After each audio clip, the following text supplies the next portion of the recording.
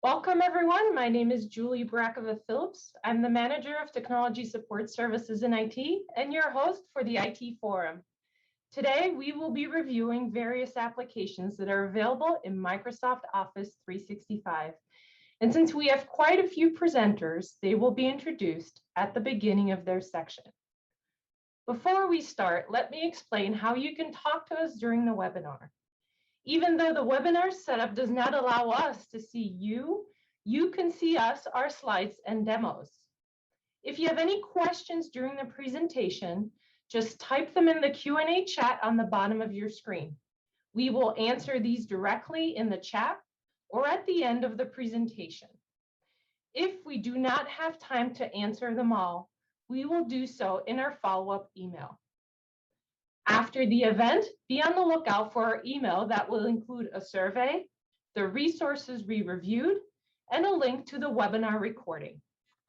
So let's begin. Our first speaker is Sam Falbo, one of our terrific Technology Support Center analysts.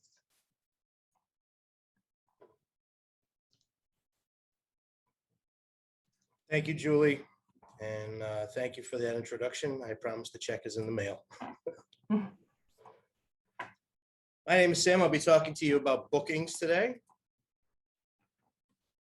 So when we talk about bookings, what is it? Bookings is a scheduling tool for making appointments for services online as part of the Microsoft suite of products. It's comprised primarily of a customer-facing page, the admin portal where you set everything up, and a mobile app that I should note we are not currently using.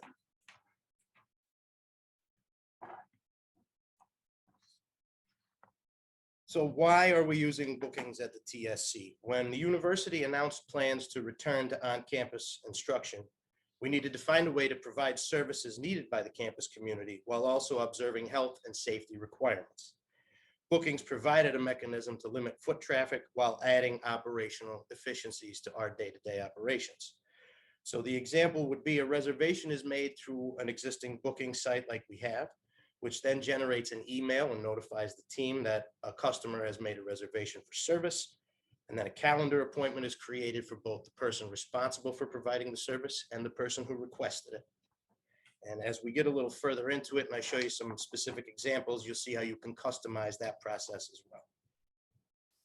So behind the scenes of bookings, when you log in, this would be the basic display you would see. This would be your dashboard where there'd be some quick information about how many bookings you've had, how many customers, etc. And we're going to be walking through the left-hand navigation, beginning with the calendar. If any of you have used Outlook through the My Scranton portal, the web calendar for your personal email account and the web calendar for bookings looks and functions very much the same way.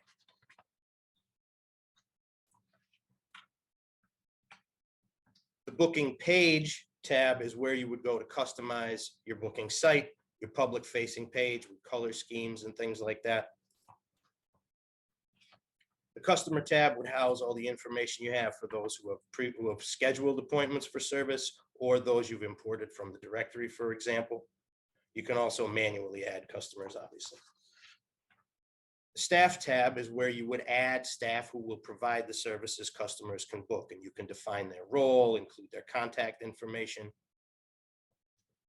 Assignments in bookings are generated randomly based on availability and also who received the previous assignment. And bookings checks your personal Outlook calendar for your availability.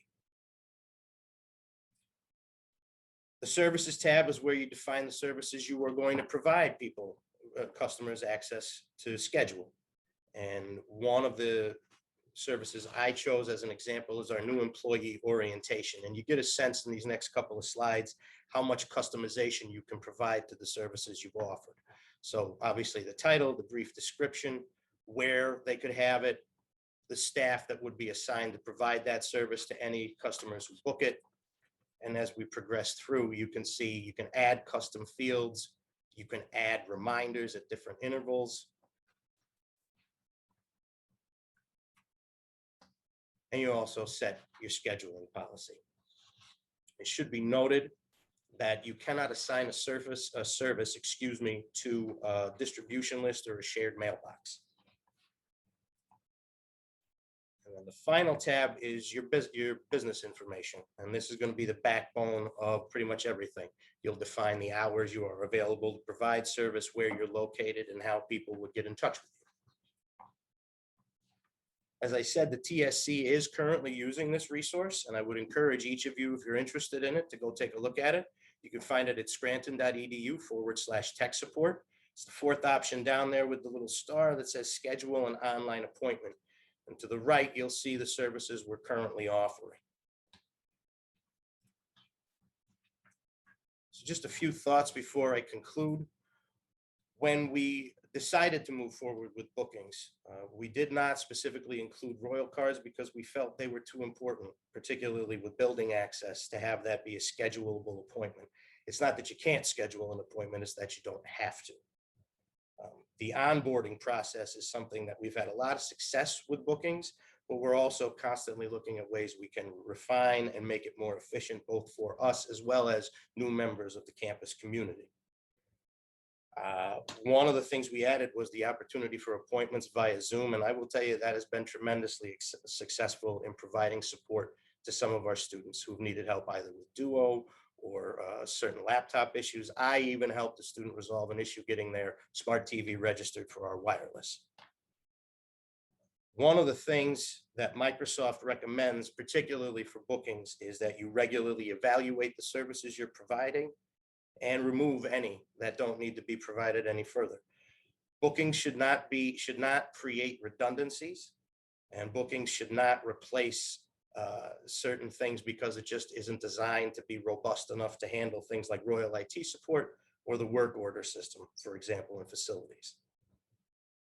In fact, assessment and evaluation is something Microsoft regularly recommends with bookings, and we are asking questions now about what value addedness is bookings going to bring to the table when we return to full on-campus instruction in the fall. And as Julie said, we'll be answering questions at the conclusion of the presentation.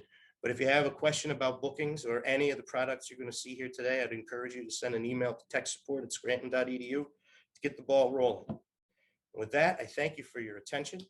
I'm going to turn the program over now to Tony Gazoo and Kevin Curry, who will be introducing you to forms. Good afternoon, everyone. As Sam mentioned, my name is Tony Gazoo. I'm an application administrator here at the university, and today I'll be providing some information on the Microsoft Forms application. And then after that, we'll take a look at a few forms that are currently being used on campus. So just wanted to get into definition of what Microsoft Forms is. And Microsoft defines it as a simple, lightweight application that allows you to easily create surveys, quizzes, and polls. So you'll see one of the options in here is quizzes. This is probably more geared toward the faculty, but Forms does allow you to create quizzes, simple quizzes. But so if you find a need or a use for a quiz, you can actually create a quiz in the Forms application. Some of the more common uses of forms in higher education are to collect feedback from students, parents, faculty, and staff. They're used for registrations on university hosted events, for satisfaction surveys, and in help in planning class and staff activities.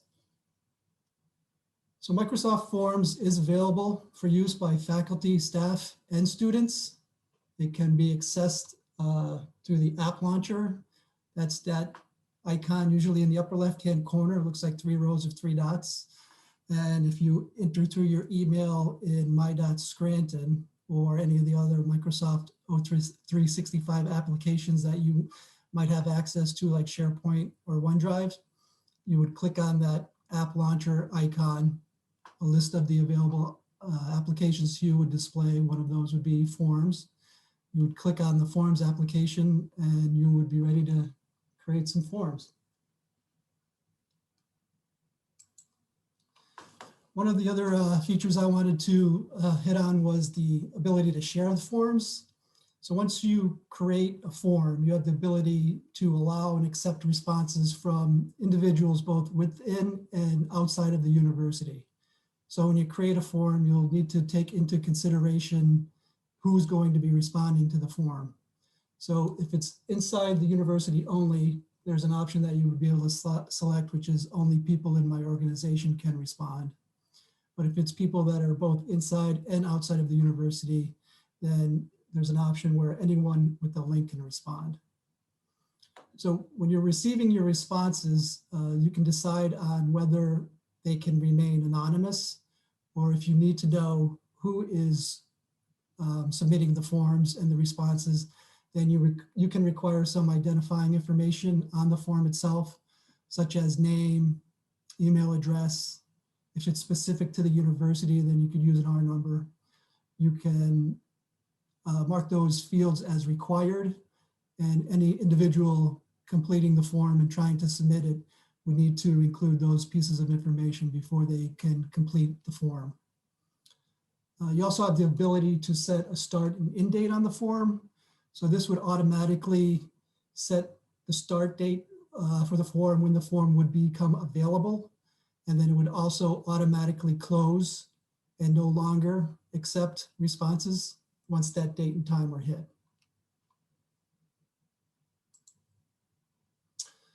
So the capacity, how many forms can you create? I think the technical term is a lot, and the actual number is 400. So 400 is a lot of forms, and actually that was just increased from 200 forms earlier this year, especially since some of the forms that you create will be for one-time use only. So you'll create the form, accept the responses, and then at that point, you could delete the form if you're no longer going to use it. You might have some forms that you use on a repeated basis and over, and that's fine, because the 400 form limit is probably a limit that will be hard to reach. But if you think you are, you can delete a form and it'll free up some space for you. Also, each form itself has the ability to receive up to 50,000 responses. Again, a very high number.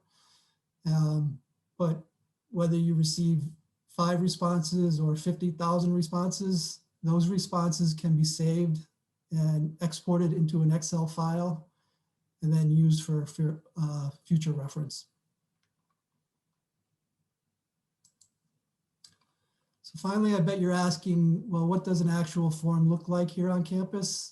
Well, I'm glad you asked, because with me today is Mr. Kevin Curry, the Assistant Dean for Academic Services and PCPS.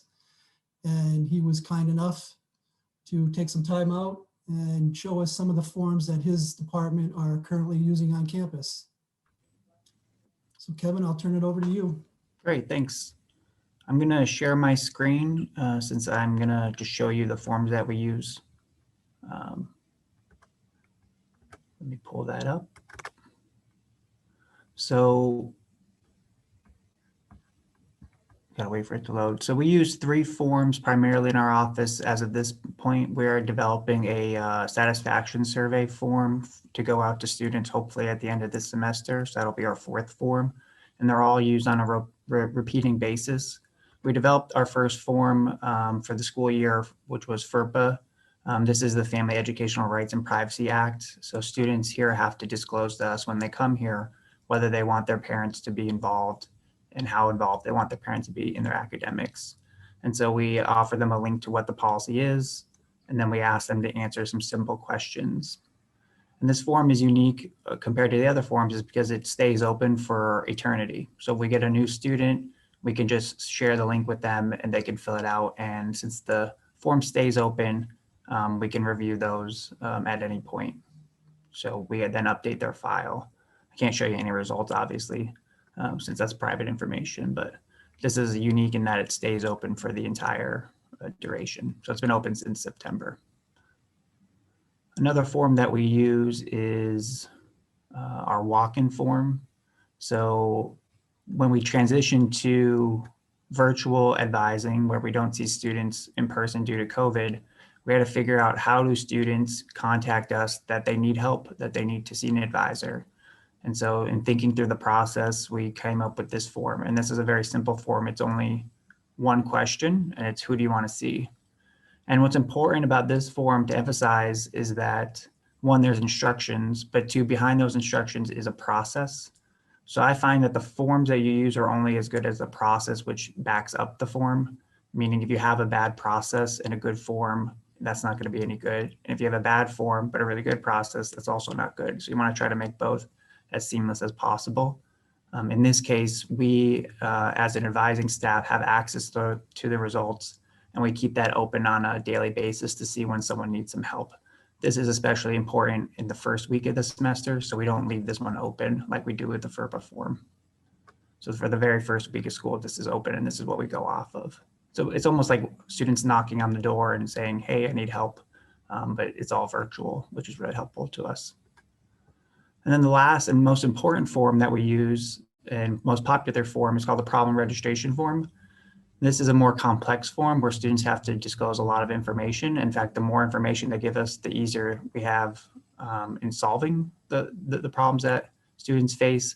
And students use this form when they're going to register like they were last Friday and they have an issue. I can't get into this class for this reason, or I'm running into some trouble. And so students will fill this form out. And the turnaround time on this is about 24 to 48 hours. So students know in the instructions that we give them, again, the process, that they shouldn't expect an answer right away, but an answer eventually, and usually a solution eventually. So students tend to like this form. And by using this form, it also allows me to analyze the problems that students have on a regular basis to improve the process that they go for registration in the future. So if I get 20 messages that say I can't get into this class, I can then look and see why that is, fix that for the next semester, and improve our own internal process. So those are 3 different forms that we use for different purposes. So I'm going to turn it now over to Phil Erb, who's going to talk about his topic. I forgot exactly what your topic was. That's okay. We are talking about SharePoint, specifically with the Counseling Training Center. So I did just, before we move on to that, I just did want to make a couple clarifications. In forms, you can create forms personally, or you can also create forms as part of a group. And one thing I would advocate is if it's a form that's going to live on for a while, just in case you get hit by a bus, you may want to create it in your department's group so that it'll be available to others as well. And the limit of 400 forms is 400 for you individually, but also 400 for the group as well. All right, so moving on to SharePoint, and we have Anne and Jerry Ann from the Counseling Training Center who are going to speak, and I'm going to share my screen and walk along with them. All right, so Anne, I believe you are up first. Yes, I'm going to go first. Just as a note, our Counseling and Human Services Department has been using SharePoint for the last couple of years. I think we started in April of 2019. Pam, the part-time secretary, and myself share our department files with one another. As far as the CTC goes, we assist and support the Counseling Training Center. On site, we had a workroom that had a combination lock on the door and everything, and also locked files within the room. And everything was hands-on and hard copy, and we had to create online forms for the CTC to use. When we went to remote learning, we needed to basically recreate this workroom, a place where the students would be able to access the documents and forms that they needed, and faculty as well would be able to access their student files. So we reached out to you, Phil, to help us find a solution and to maintain the files and the client records for the CTC. Jerry Barber, the director, and I discussed at length what to determine the needs that we needed to share with you. And we came up with about four items. The first was limited access by the students and their ability to create their client folders and to add documents. The second was limited access by faculty for their section of students and the ability for them to add documents. And the third thing was full access for Jerry Barber and myself and the chair of the department and the ability to manage the files within the site. And lastly, for it to be secure. So you were able, Phil, to help us through this. You were able to provide the CTC site that was a virtual secure environment, and you did it by using SharePoint. And Yep. So, I'm going to turn it over to Jerry Barber, who will in detail explain how that all works. Hey, Phil, did you want to jump in there first? Actually, I think you're going to cover what I was about to say. So, okay. All right. So let me just give us a little bit of backstory. Is when we went remote in the middle of the spring 20 semester, it was kind of nightmarish in terms of what needed to happen with the client files that already existed. And so what we did at that point was created a system within D2L that very quickly got very unmanageable and is going to be a nightmare sorting all of that stuff out when we eventually get back. So when the fall semester came around, I was like, Anne, please figure something out. And I need to say that Anne and Phil came to the rescue. And so this is what the rescue looks like. Each semester, there's 3 to 5 practicum sections, and on the screen in front of you, those sections are designated by the individual faculty names there: Ben Willis, Lori Brook, Rebecca Doggan, and Tiffany Bordenata, and test professor, who is Phil, for this current semester. Then within each of those individual sections are 4 to 6 students, right? And so Phil is the tester, and so there's 2 there, but if it were an actual faculty person, there would be 4 to 6 in there. And then each of those students is going to end up somewhere with 8 to 10 individual clients. In a fall semester, it could be as many as 16 or 18. And then within each of those individual clients, there's going to be anywhere from 4 to about 30 different documents. And so you can see how we needed to really drill down in terms of the security that is provided.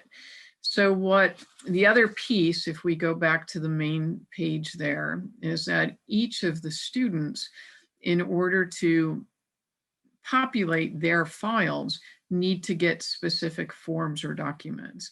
And so you'll note that there's a forms file, and you can see how many different forms there are. Each one of those forms has a different purpose. And so a student is able to go in, pull the form they need, fill out the form, or have the client fill out the form, and then move it themselves to the appropriate client file. And then their supervisor can go and review it, and I can go and review it as well. And so essentially what SharePoint has done is, as Anne indicated, is created a virtual workroom, has made the file management so much more efficient, and has essentially eliminated me needing to walk up and down a hallway. So, you know, the question before with bookings is, what's the use of bookings post-pandemic? And my hope is, what's the use of SharePoint in this setting post-pandemic, is that we really keep using it in the way that we have. To date, Phil has set up all of the files for us, or, you know, the nuts and bolts of it, and did the permissions. And our hope is that the next iteration of this will be that he'll teach Ann and I how to do that. Here's one more point that I want to make is, you'll notice that there's an archive folder there. And so a previous semester, so fall 2020, everything from fall 2020 is now contained in that archive folder. So for accreditation purposes, that will make our life incredibly easy with regard to the CTC, is that I can just go to fall 20, pull the information that I need, write the report, and then be done with it. So efficiency, confidentiality, less paper. It's just been a win-win-win all around. So happy to answer any questions about how it works, and just eternally grateful to both Phil and Ann for. I have to say that Ann and Jerry, they mentioned that they came up with a list of requirements and things, and they did a fantastic job with that. And that definitely helped me on my end to come up with this solution for them. And for the fall semester, we built this, we tweaked it a little bit. The spring semester, we built it again for those classes. And in that process, now we have a set of instructions that Jerry and Ann will be able to use moving forward. The one thing I did just want to point out is there are basically different views. So Jerry and Ann would basically see everything like you see on the screen here. A faculty member would really just see the documents, the forms, and then their faculty folder. So Ben would only see those 3 folders. And a student, if I pull up the right testing account here. So I'm Philip Tester here. So I'm only going to see the documents, forms, and then my professor, but then within my professor, I'm only going to see me. I'm not going to see Diane's files or anyone else's. But then my professor would be able to see these as well. So we made sure that everything was locked down just to what people needed to be able to see. And we've done a couple of similar sites. The CTC was actually the first that was this granular. We have worked with the Provost's office to do the rank and tenure site for the faculty rank and tenure process, which was similar in nature to this. But you guys definitely paved the way for us. All right, and now we're going to hand it off to Laura Richards and Matt Wren to talk about their use of Power Automate. Matt and I are going to talk about Power Automate. Power Automate is a workflow automation system, and actually I think we're a little different from the rest of the people here talking in that the pandemic did not force our hand to use this. We started using it a few years ago, so we use it for something very specific, which is to send out our newsletters.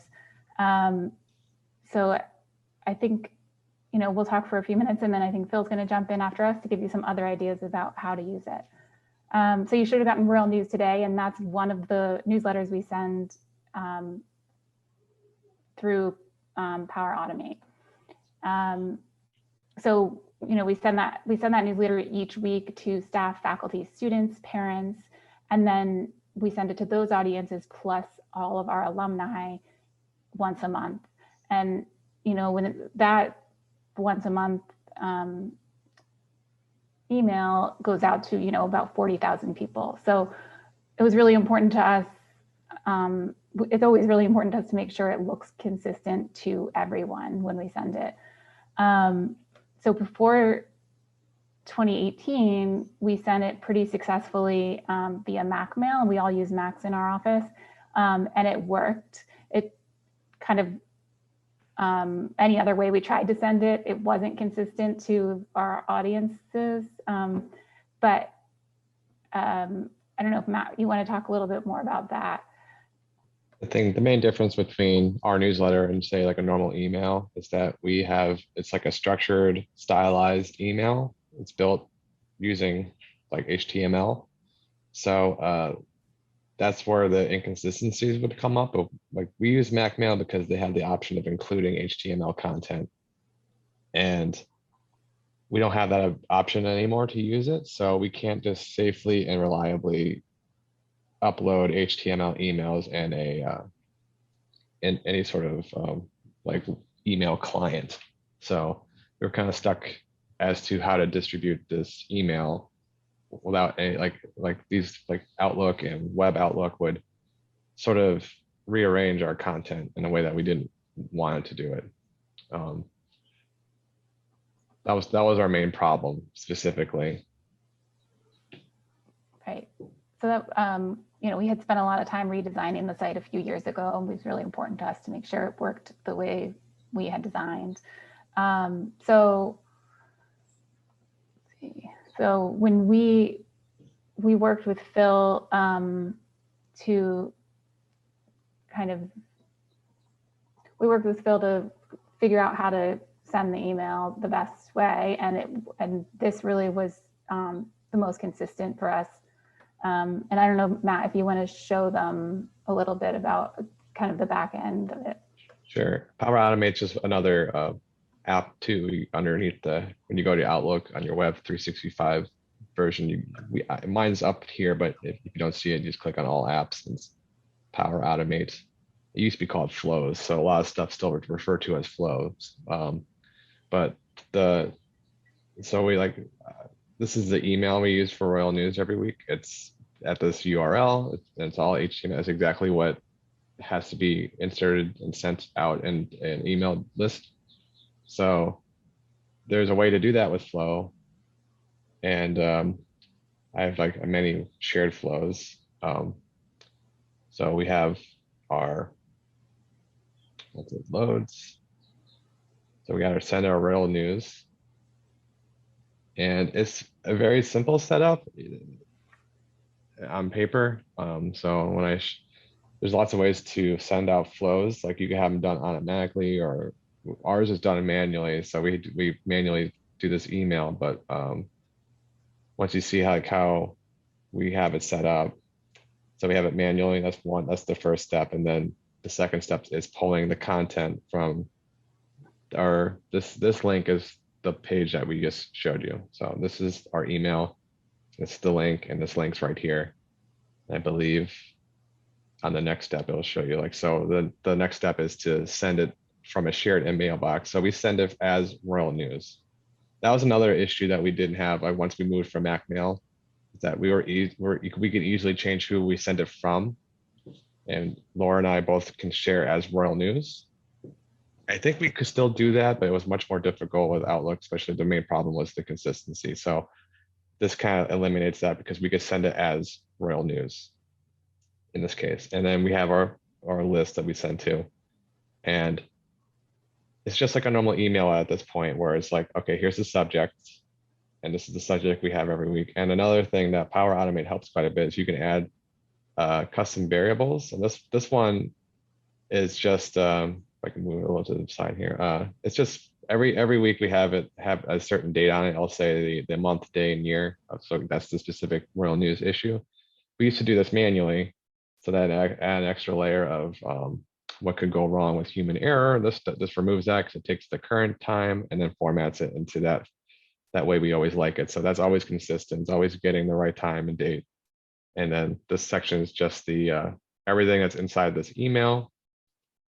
And it specifies right here that it's an HTML email. And all we have to do is click, we just have to run the flow. If I go back to here, there's just an option to run it.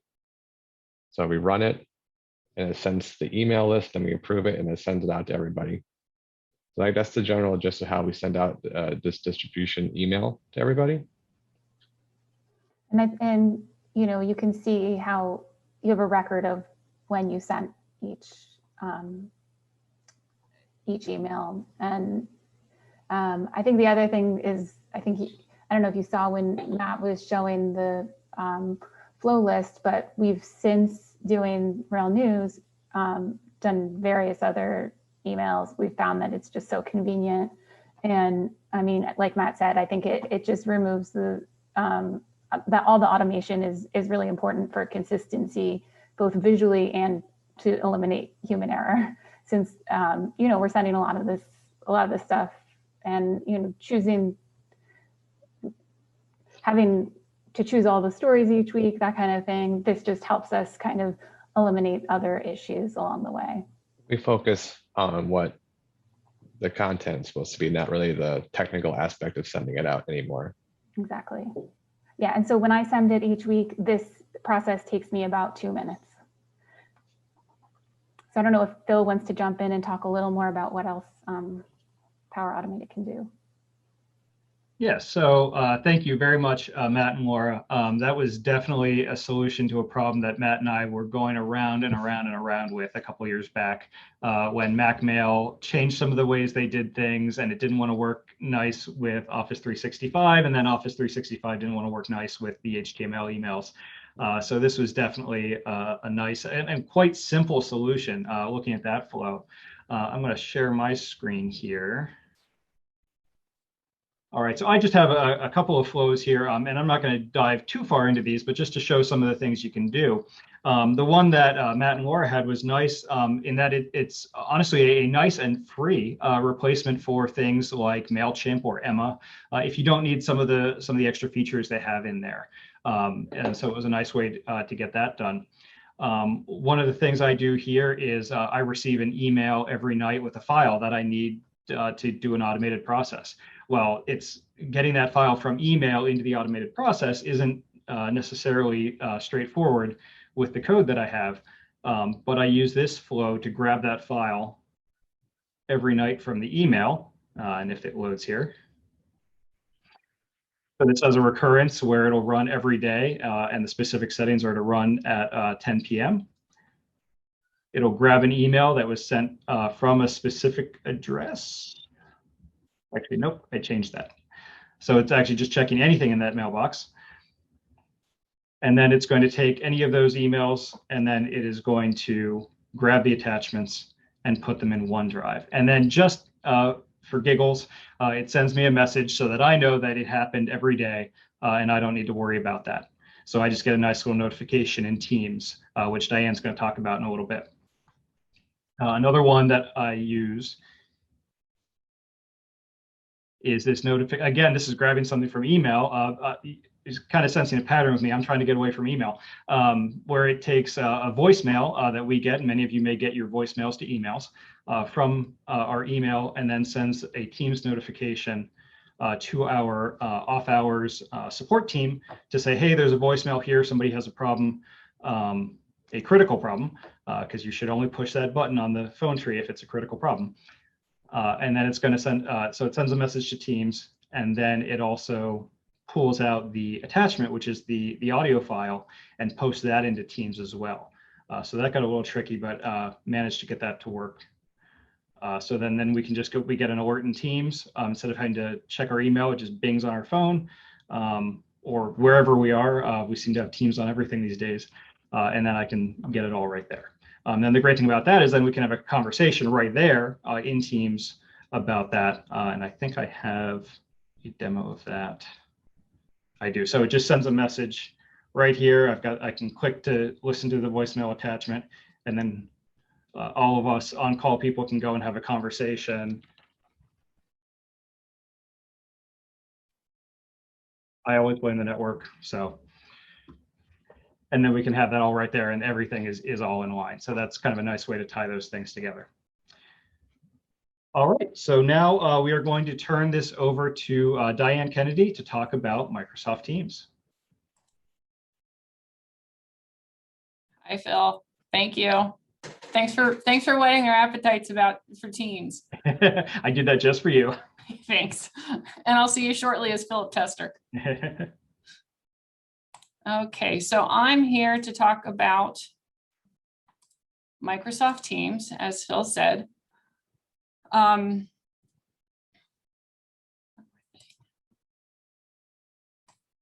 Okay, so this is my 10 minutes with Microsoft Teams, and as you might have guessed, 10 minutes for any one of these topics is truly not enough because we can go into a lot of detail and there is a lot to these applications. So we're hoping to whet your appetites and get you interested in exploring what the Microsoft 365 universe has to offer. So I'm going to dive into Teams here.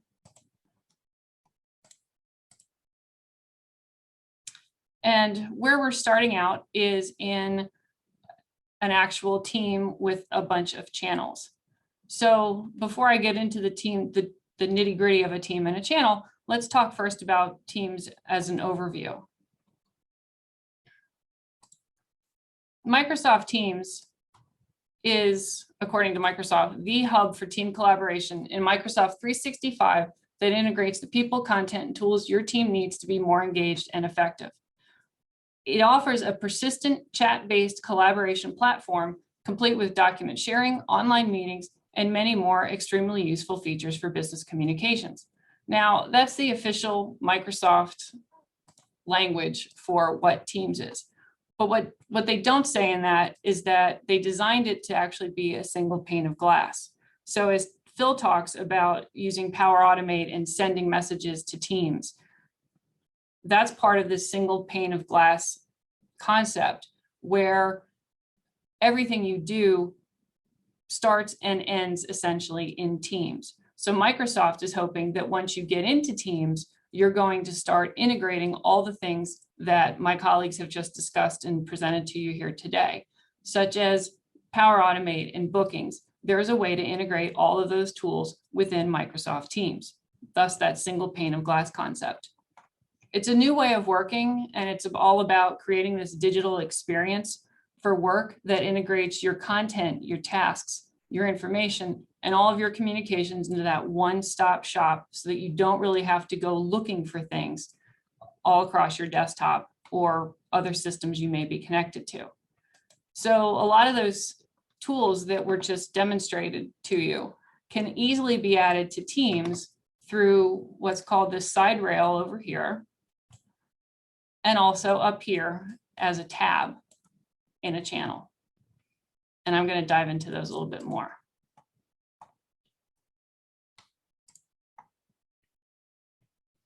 So I'm sure you're asking yourself, want to ask me the question, whether or not you actually have to have a whole team in order to use Microsoft Teams.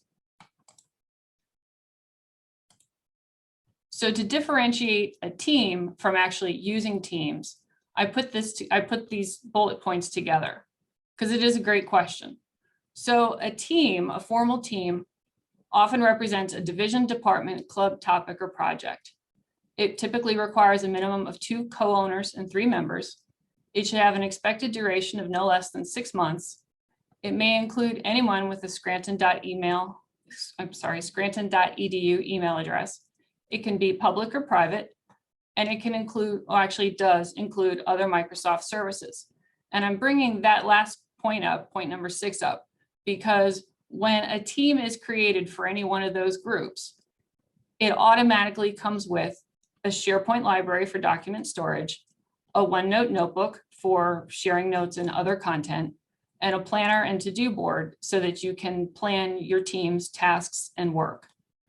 So all of those things are included. Now, I'm going to get into the nitty-gritty here of the team, which is, and I'm going to start from the side rail. So you'll see over here that I do have teams selected, and this navigation pane now shows me all of my teams and channels. So here I've got teams, and you can see the teams are accented with these icons that I've created. And underneath each team, there is a number of channels. I can create as many channels as I want. There is a limit. We're not going to get hung up on the limit right now, but I can create a whole lot of channels for each team. Within those teams and channels, I can do a number of things with them. I can hide them, I can view them, I can select manage them, add channels, members. I can do something similar here in the channels where you can see this one is actually pinned up here. So if I get a lot of traffic in this particular team, this particular channel, I can pin it here at the top. Let me go back down to this one. Notice too, there's an option to get an email address. So if I happen to have access to that email address and I get content in my email that I think, oh, my whole team can benefit from this email and from this conversation about this email, I can easily send from Outlook to a channel any email that I want. So there's a lot of functionality that can happen there with Teams. Within Teams and channels. And then each channel also automatically gets a post section where you can see persistent chat happens. There's also a files tab, which includes all of the files that have been shared with that team. And then there's the notes section, which links back to that shared OneNote notebook I mentioned earlier. So I'm going to go back over here to the persistent chat and just highlight a couple of things that go on here in the persistent chat. So here's Diane Tester. That's actually who we're logged in as here. And she just shared an image with the team. Notice nobody's replied, but if anybody wants to do something with that image or see that image, you'll see that that image is actually saved here automatically under the covers right within the file section of that channel. Going back to that persistent chat and those posts, you'll see here that Diane Kennedy, my other persona, she created this pretty banner, and she's got this icon over here that makes an announcement out of this because she really wanted to draw everybody's attention to this particular post. That's considered an announcement. Diane Tester replied to that and added some PDF files to enhance Diane's content there. You'll notice, again, if we go back to files, that PDF file is already saved in SharePoint. Diane didn't have to go back and save it here and put it in that chat. She was able to reply, add the PDF, and it automatically got saved here into SharePoint. Lastly is this post from Diane Tester. Again, notice she did a couple of things. She wanted to mark it as important, which she did here, and it's you've got this exclamation point that lets other people in the team know that this was important. And she's added some additional formatting. She's added a subject line. She's added some color. She's what we call @mentioned Diane Kennedy, so that Diane Kennedy actually gets a notice that she's been @mentioned.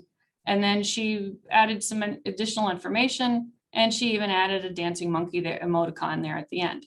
If she wants to go back and change that message at all, she can simply click on the ellipsis there at the end of the reaction bar, and notice the reactions you're able to add to any post somebody makes. And she can easily edit, noticing all the formatting options that are available there. Now, chat, as I said, you need a formal team in order to have that team in those channels. However, you can still do a lot even if you don't have a formal team. And that's where chat comes in. You'll see here that I've got two folks. Once I select chat on my left hand, on my side rail, I've got two folks here that I chat with all the time, Philip Tester and Diane Kennedy. You'll notice here in the chat with Philip that I actually have 3 tabs automatically. One is the chat, another one is conveniently shared files, just like we saw in Teams. And then there's this one, which is activity. Phil and I don't have a lot of activity here, but Diane Kennedy and I do actually share a lot of activity. And you'll see here that I can see other places that Diane Kennedy has posted in Teams that we actually share content in. So that's what that activity tab is about. But going back to Phil and I can easily chat as we've done here before. We can share files, and you'll see that I've got 3 files right there in our chat. And again, those files show up underneath in the storage that's allocated for the 2 of us to share. So anything we need to share is right there. We can continue chatting. There are lots of formatting options, but notice up here, I've got options for video calling and for audio calling. So if I want to give Phil a quick call,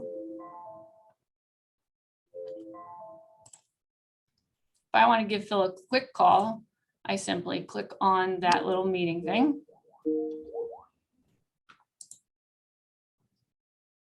And there we are. Hey, how's it going? Hi. I'm in too many places. Yes, you are. I know I'm running short on time here, so we're not going to share your screen, but do you want to, let's move on to formatting the document or opening that Word document. So I'm going to leave this. All right. And then we can format. Oh, or Phil's going to leave me.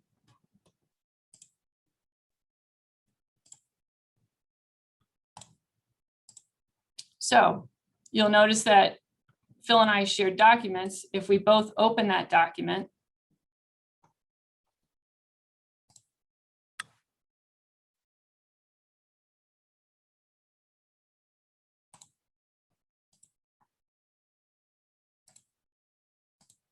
you'll see here where Philip is testing it, or I'm sorry, Philip is editing that document. And here now I can edit too.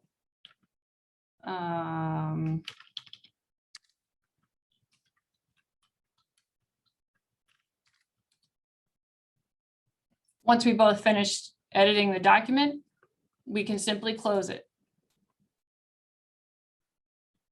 noting that everything that we've changed is saved in that document here behind the scenes. So we don't have to worry about emailing it to one another. We don't have to worry about who has the most current version. It's automatically done right there for both of us. I know I'm short on time. As I said, there's a lot we could discuss. What I am going to reiterate is how you can get to all of these tools easily. So from the My.Scranton portal, simply click on the app launcher and select Office 365. You wouldn't normally receive this. I only receive this because of my 2 accounts that I have active here for demonstration purposes. And that's